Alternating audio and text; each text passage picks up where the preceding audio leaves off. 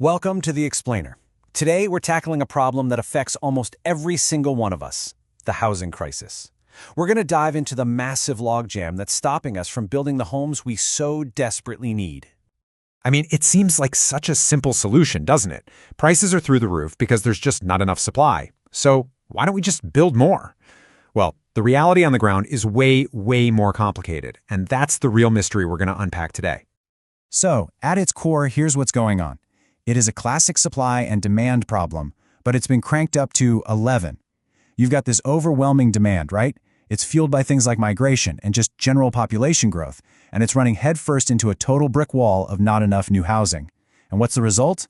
Well, you see it everywhere. Skyrocketing prices and a whole generation feeling like they're locked out of the market. Okay, so let's really get into it. To understand why we can't just build more, we've got to look at what's actually stopping these projects in their tracks. And you know what? It pretty much boils down to three big blockers. First up, you've got what's called infrastructure gridlock. We're talking the absolute basics here, like pipes and roads. Then, number two, there's this insane maze of regulatory hurdles. Red tape, at every single level of government. And finally, number three, the just soaring cost of even getting a project ready to build. You put those three things together, and you've got a perfect storm. And this quote from a veteran property developer just hits the nail on the head. It perfectly sums up those first two blockers.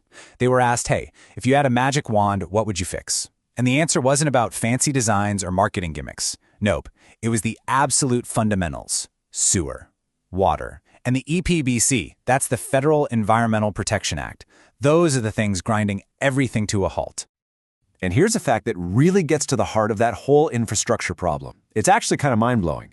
In Australia, 99% of the new infrastructure for housing, connecting new communities to essential services, sometimes dragging sewer and water lines for kilometers, falls almost entirely on the developer, not the government. That just piles on massive costs and huge complexity to every single project right from the start. So, 10 plus years. What does that number even mean? Well, it represents the brutal reality of that second blocker we talked about, the regulatory hurdles.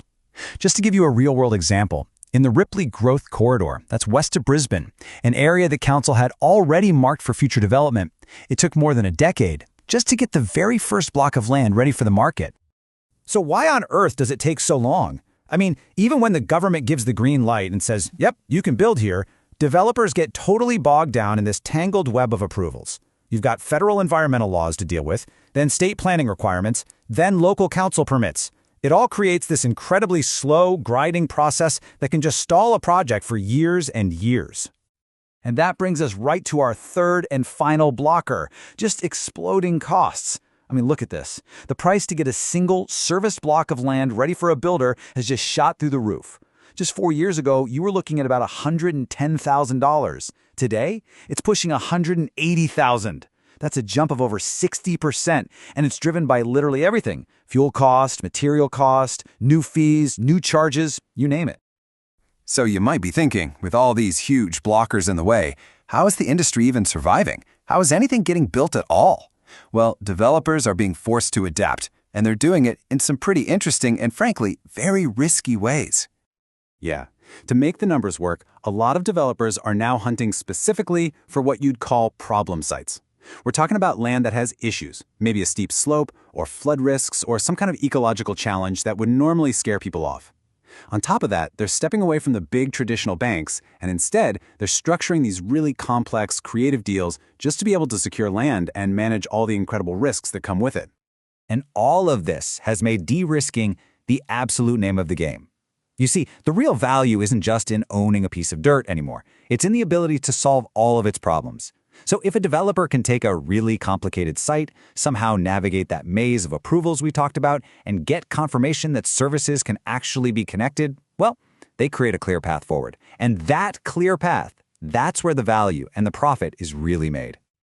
And check out this shift in who's actually funding these projects. That slow, rigid process you get with the big four banks, it just doesn't fly with these modern challenges. So what's happened? An estimated 75%, 3/4 of development deals are now backed by private lenders.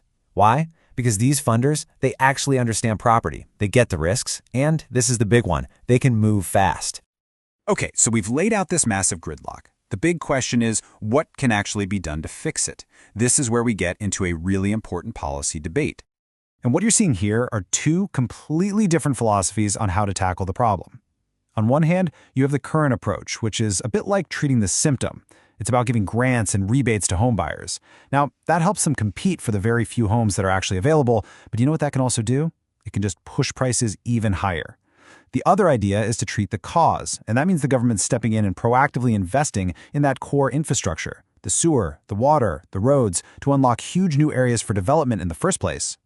Now, what's really fascinating here is that this treat the cause idea, it isn't just some theory. We actually have a real-world Australian blueprint for how this can work. So you go back a number of years, and the Victorian government under Jeff Kennett, they made a really bold move. They sold off some public assets, and they used that cash to fund and build major sewer and water infrastructure ahead of demand. They didn't wait. And what happened?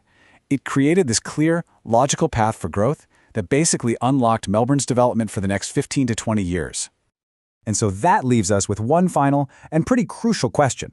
If a successful blueprint for solving this housing supply crisis already exists, if we have a proven model for how to fix the exact problem that's holding everything back, then why aren't we using it more widely?